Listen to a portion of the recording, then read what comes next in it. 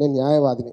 ఒకటేమో ప్రభుత్వం ఏం చేయాలి, మనం ఏం చేయాలి, ఈ రెండు మాట్లాడుకుంటే బెస్ట్ ఉంటుంది. ప్రివెన్షన్ ఆఫ్ ఫుడ్ అడల్టరేషన్ దాని మీదే మాట్లాడుకుందాం. ప్రభుత్వం ఏం చేస్తుంది చెప్పిన దానికి అదనంగా నాకు ఇచ్చిన మీరు పాంప్లెట్లో వీధి స్ట్రీట్ వెండర్స్ గురించి వాళ్ళు ఏం చేయాలో చెప్పింది. కానీ మీరు ఇప్పుడు అదనం సమాచారం ఇచ్చారు కదా, ఇది ఒక పాంప్లెట్ రూపంలో వస్తే అందరికీ తెలుస్తుంది. మీరు ఏం చేస్తున్నారో ప్రజలకు తెలవాలి కదా. ఇంకా బస్సులు చూసొస్తామన్నది అంతే. విజయ మేడం గారితో నేను కూడా ఏకీభవిస్తూనే కొన్ని విషయాలు చెప్తాను. నేను గ్రామం నుంచి వచ్చిన వాడిని. నా ప్రజ్ఞాపూర్లో ఉంటాను. గ్రామంలో నేను నాకు 66 ఏళ్ళు, నాకు బీపీ లేదు, షుగర్ లేదు. నా జీవన విధానం నన్ను ఇట్లా మలిచింది కదా.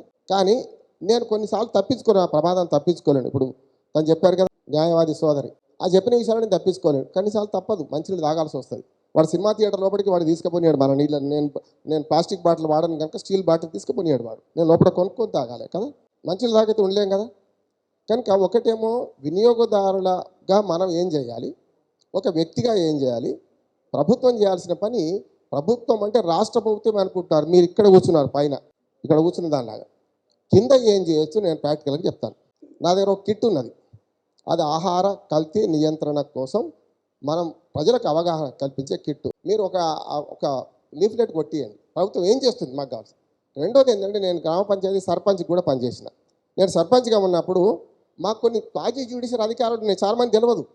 మేము పంచాయతీలలో నేను సర్పంచ్లకు వార్డు మెంబర్లకు ట్రైనింగ్ ఇస్తున్నప్పుడు మేడం, మేము వాళ్ళకి ట్రైనింగ్లో ఇది భాగం. వాళ్ళు పబ్లిక్ న్యూసెన్స్ కింద కేసులు పెట్టవచ్చు, ఫుడ్ అల్టరేషన్ కింద కేసులు పెట్టవచ్చు. మా ఊళ్ళో నాకు హోటళ్ళు బాగా ఉంటాయి. ప్రజ్ఞాపూర్లో చాలా హోటళ్ళు ఉంటాయి. ఇప్పుడు బైపాస్ అయిపోయినాయి చాలా వరకు. నీళ్ల మీద మూత పెట్టకపోతే కేసు పెట్టవచ్చు, 50 రూపాయలు ఫైన్ వసూలు చేయొచ్చు. పంచాయతీకి అధికారాలు ఉన్నాయి. ఎవరికి చేస్తున్నాం మనం అవగాహన? పైన చేస్తున్నాం. పంచాయతీ వార్డు మెంబర్లకు సర్పంచ్లకు కనుక మనం ఈ ఫుడ్ అల్టరేషన్ మీద అవగాహన కల్పిస్తే మంచి రిజల్ట్స్ వస్తాయంటున్నాను నేను. వాళ్ళకి అధికారులు వాళ్ళకి తెలుస్తలేవు, కోర్టుకే పోవాలనుకుంటున్నారు. కోర్టు కాదు, పంచాయతీ ఊళ్ళో ఉన్న అన్ని ఫుడ్ స్టాల్ మీద కేసులు బుక్ చేయొచ్చు. మున్సిపాలిటీకి ఉన్న చట్టంలో పంచాయతీలకు ఉన్నది.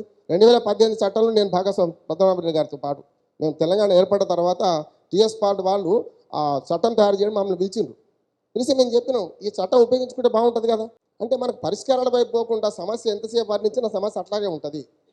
రెండు ప్రభుత్వం ఏం చేయాలో ఏం చేస్తుందో మీరు తెలపండి. ప్రజలుగా వినియోగదారుల సంఘాలు ఉన్నాయి మనకు. వినియోగదారుల సంఘం తరఫున మనం చిన్న కాటి పట్టించుకోవడం లేదని నేను అంటున్నాను.